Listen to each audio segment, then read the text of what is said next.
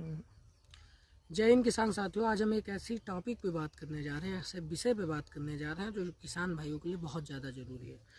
आज हम nitrogen, phosphorus, potash के सही इस्तेमाल पे बात करने जा रहे हैं कि किस तरीके से उसका सही इस्तेमाल किया जाए जिससे हमारी लागत कम आए किसान भाइयों की और उसका प्रॉफिट सबसे ज़्यादा फील्ड को मिल सके।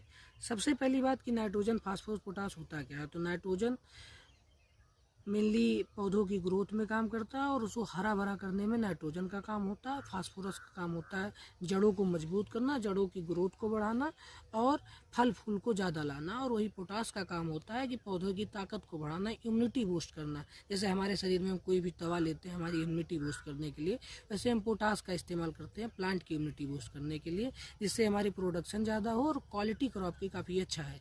इन चीज़ों का बस यही काम है। और यहीं पे अगर हम इनमें से किसी भी न्यूट्रिएंट को हम ज़्यादा अपनी फील्ड में दे देते हैं, जैसे नाइट्रोजन को हम ज़्यादा देते हैं, तो हमारी फील्ड एक दिन लंबे समय के बाद हमारी फील्ड बिल्कुल ऊसर बन जाती है।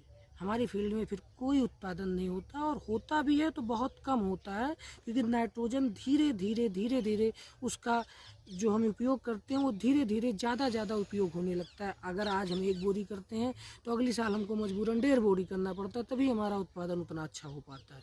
तो यहाँ पे हम एक बात ध्यान देने लायक है कि अगर आप नाइट्रोजन, फास्फोरस का सही इस्तेमाल करना चाहते हैं तो किन बातों पे ध्यान दें। सबसे पहली बात, आप सॉइल टेस्टिंग कराइए कि आपके सॉइल में कौन से न्यूट्रिएंट की ज़रूरत है। क्या आपके सॉइल को नाइट्रोजन, फास्फोरस, पोटास की ज़रूरत है तो कितनी है और क्यों है, और आप कौन सी क्रॉप लगा रहे हैं उसमें नाइट्रोजन और फास्फोरस की कितनी हो सकता है।